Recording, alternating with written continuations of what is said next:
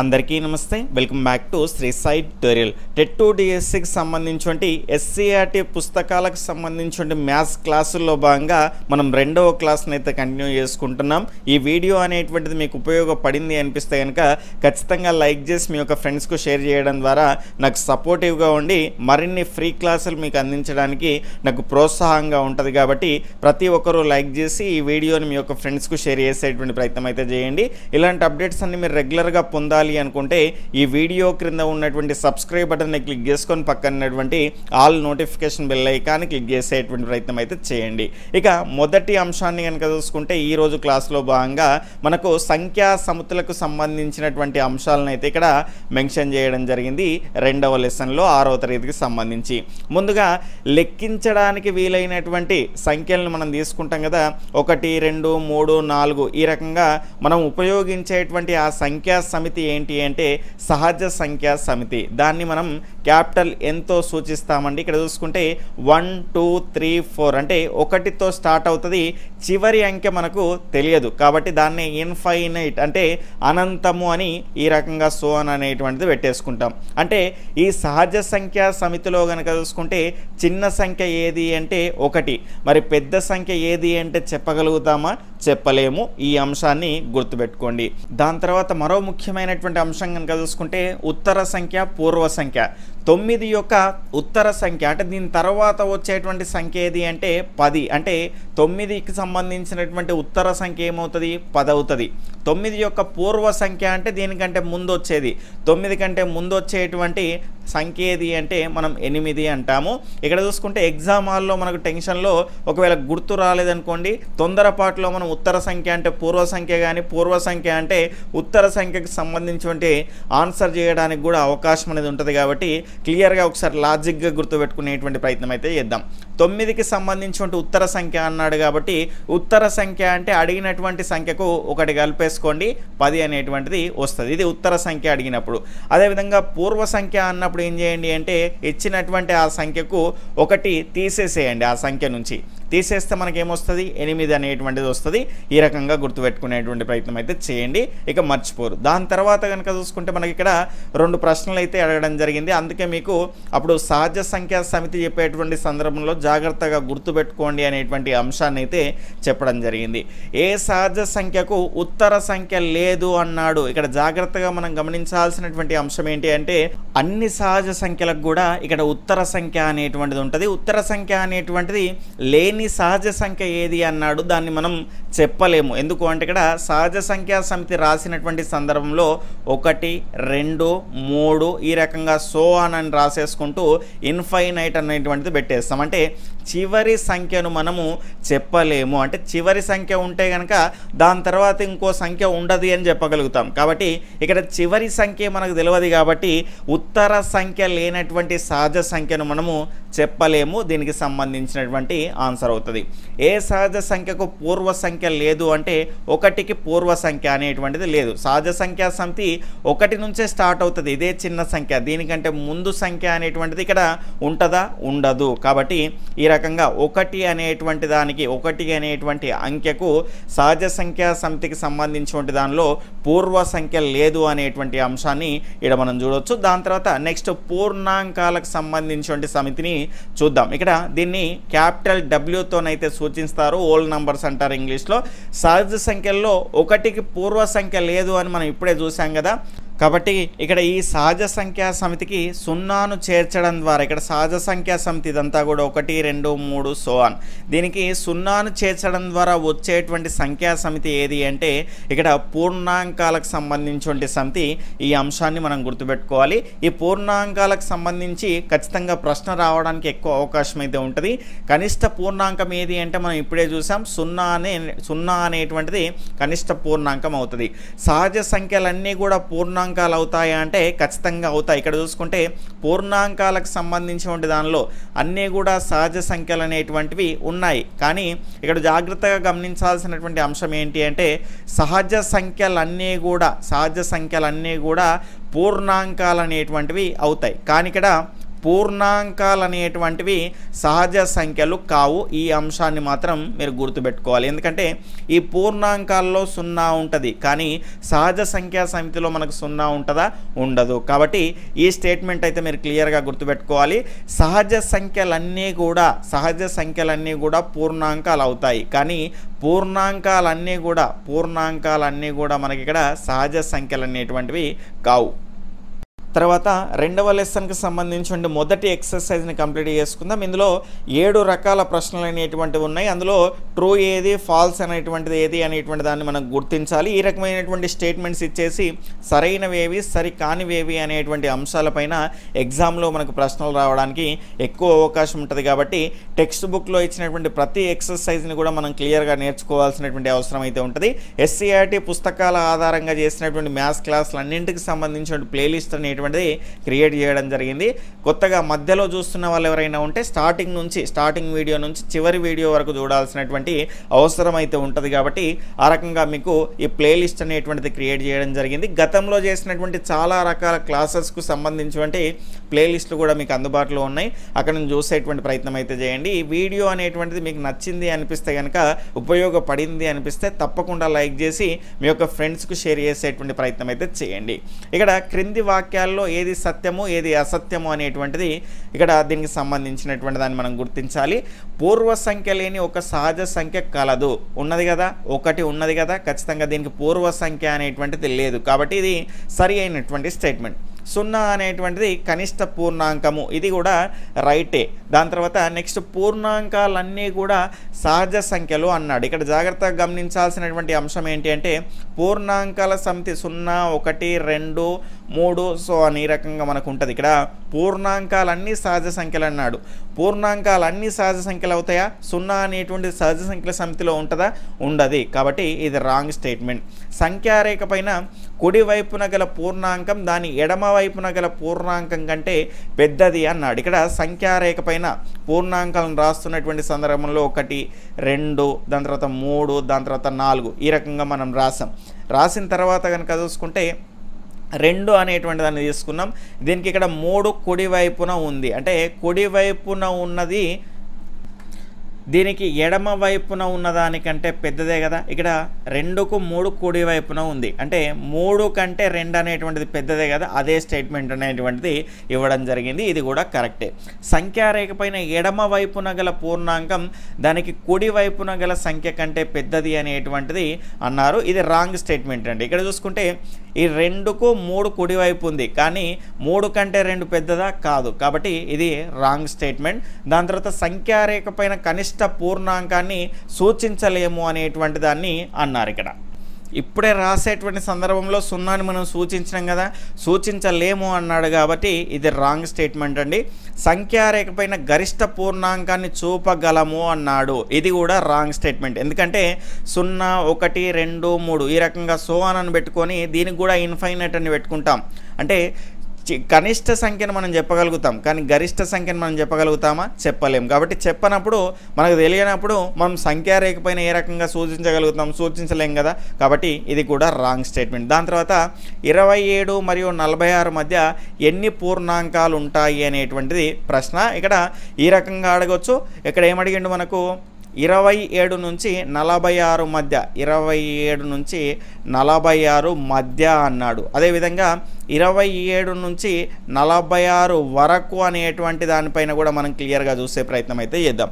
27 నుంచి 46 మధ్య అన్నాడు కాబట్టి 46 నుంచి 27ని తీసేయండి. తీసేస్తే ఇక్కడ 6 నుంచి 7 పోదు కాబట్టి ఒకటి క్యారీ ఫార్వర్డ్ తెచ్చుకుంటాం. 16 నుంచి 7 తీసేస్తే 9 అనేటువంటిది వస్తుంది. ఇక్కడ 4 నుంచి 1 పోయింది కాబట్టి ఇక్కడ 3 ఉంటుంది. 3 నుంచి 2 తీసేస్తే 1, 19 అనేటువంటిది వచ్చింది. కానీ ఇదే ఆన్సర్ కాదండి. ఇక్కడ మధ్య అన్నటువంటి సందర్భంలో చూసుకుంటే -1 చేయాలి. 19 - 1 చేస్తే ఏమొస్తుంది? 18 అనేటువంటిది వస్తుంది. అదేవిధంగా 27 నుంచి 46 వరకు అన్నాడు. వరకు అన్నా కూడా మస్ట్ ఏం చేయాలి, 46 నుంచి 27 తీసేయాలి. తీసేస్తే ఎంత వస్తుంది మనకు, 19 వస్తుంది. కాబట్టి వరకు అన్నటువంటి సందర్భంలో +1 అనేటువంటిది కలపాలి. కలుపుకుంటే చూసుకుంటే మనకి ఇక్కడ 20 అనేటువంటిది ఆన్సర్ వస్తుంది. ఇక్కడ జాగ్రత్తగా గుర్తుంచుకునేటువంటి ప్రయత్నం అయితే చేయండి. మధ్య అంటేనేమో ఈ రకంగా ముందు తీసేసిన తర్వాత ఈ రకమైనటువంటి మధ్యలో నుంచి సంఖ్యలు మనకి ఇచ్చినటువంటి సందర్భంలో 27 నుంచి 46 మధ్య అన్నాడు కదా, 46 నుంచి 27 తీసేయండి. తీసేసిన తర్వాత మనకు 19 వస్తుంది. దాని నుంచి ఒకటి తీసేసేయాలి. తీసేస్తే 18 దీనికి సంబంధించి రైట్ ఆన్సర్. అదేవిధంగా 27 నుంచి 46 మధ్య కాకుండా వరకు అనేటువంటి ప్రశ్న అడిగితే కనుక ఈ రకంగా ఫస్ట్ 46 నుంచి 27 తీసేయండి. తీసేసిన తర్వాత దానికి ఒకటి కలిపితే ఇక్కడ వరకు 27 నుంచి 46 వరకు ఉన్నటువంటి సంఖ్యలు ఎన్ని అనేటువంటిది వస్తుంది. అంటే పూర్ణాంకాలు ఎన్ని అనేటువంటిది వస్తుంది. ఈ రకంగా మనం చూసుకోవచ్చు. నెక్స్ట్ పూర్ణాంకాలకు సంబంధించిన ధర్మాల గురించి క్లియర్గా తెలుసుకునే ప్రయత్నం అయితే చేద్దాం. ఇక్కడ మొదటగా సంవృత ధర్మం అండి. సంవృత ధర్మం అంటే ఏంటో క్లియర్గా తెలుసుకుందాం. ఇక్కడ 4, 5 అనేటువంటి రెండు సంఖ్యలు కూడా ఏ సంఖ్యా సమితికి చెందినవి, పూర్ణాంకాల సంఖ్యా సమితికి చెందినవి. ఇక్కడ సంకలనం దృష్ట్యా సంవృత ధర్మాన్ని ఇప్పుడు చెక్ చేద్దాం. 4 + 5 చేయండి. ఈ రెండు అంకెల్ని తీసుకున్నారు కదా, 4 + 5 చేసిన తర్వాత వీటి మొత్తం ఎంత వచ్చింది అంటే 9 వచ్చింది.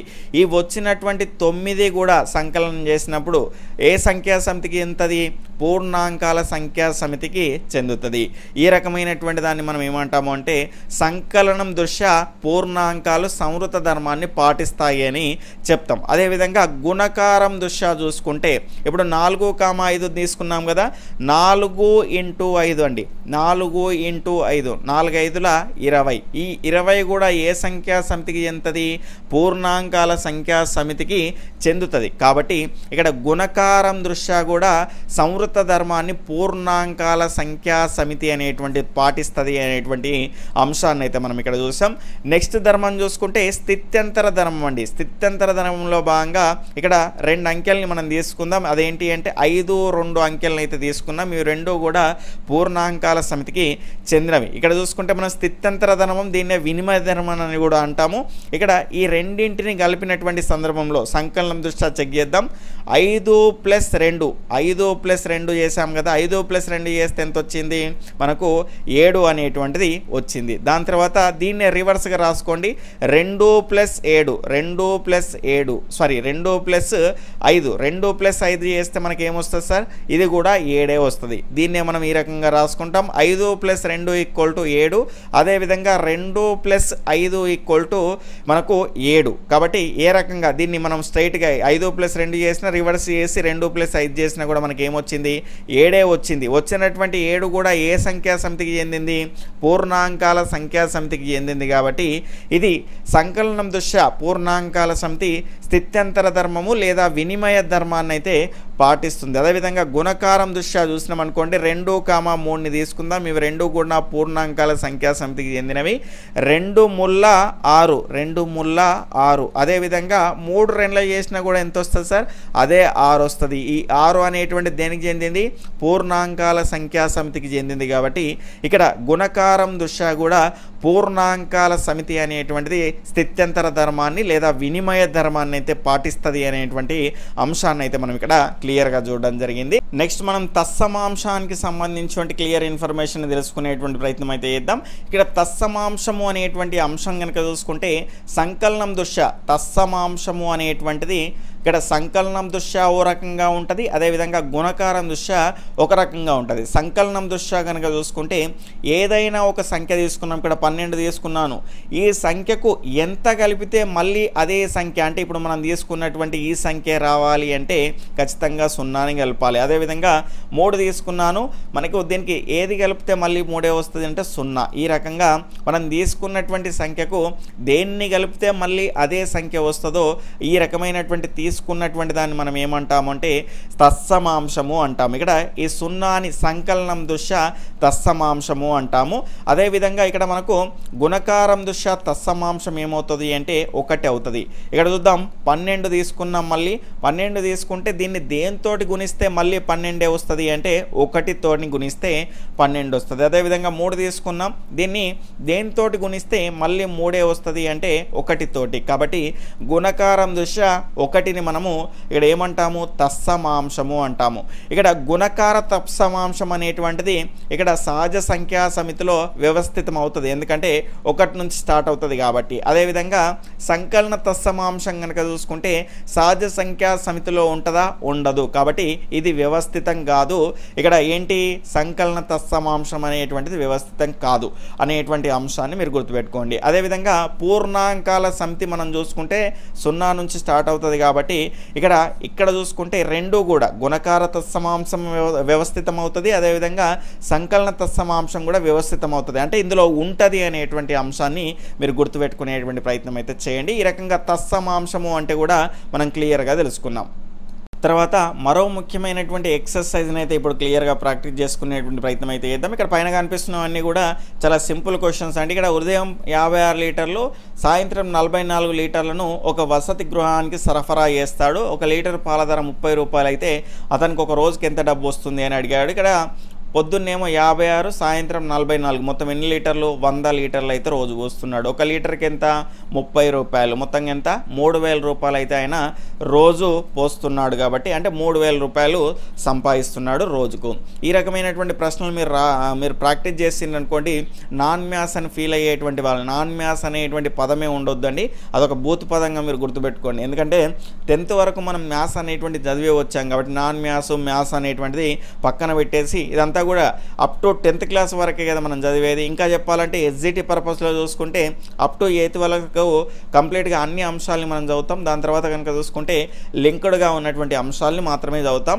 ఇక మిగిలినటువంటి పేపర్ 2 వాళ్ళు అయితే 6 నుంచి 10 వరకు అన్ని అంశాలను చదువుతారు. దాని తర్వాత లింక్డ్గా ఇంటర్మీడియట్ వరకు చదువుతారు కాబట్టి అవన్నీ పక్కన పెట్టేసి రెగ్యులర్గా మీరు ఏ రకమైనటువంటి టెక్స్ట్ బుక్లో ఉన్నటువంటి చిన్న చిన్న ఎక్సర్సైజ్లు వేసుకుంటే క్యాలిక్యులేషన్ పార్ట్ అనేటువంటిది మీకు సులభంగా వస్తుంది. తప్పులు లేకుండా మనం ఎగ్జామ్ హాల్లో చేయడానికి అవకాశం ఉంటుంది. స్పీడ్ అనేటువంటిది కూడా పెరుగుతుంది. ఖచ్చితంగా మీకు 30 వరకు వర్గాలు అనేటువంటివి రావాలి, వర్గ మూలాలు అనేటువంటివి కూడా రావాలి. అదేవిధంగా 20 వరకు, కనీసం 20 వరకు ఎక్కాలనేటువంటివి రావాలి అంటే ఇక్కడ బైహార్డ్ ఉండాల్సినటువంటి అవసరం లేదండి. ఇప్పుడే మీకు నేర్పిస్తాను 20 ఎక్కాలు. ఎవరు కూడా మీరు 10 ఎక్కాలు రావు అనుకునేటువంటి వాళ్ళు 10 ఎక్కాలు అయితే నేర్చుకోండి, 20 ఎక్కాలు వచ్చినట్టే.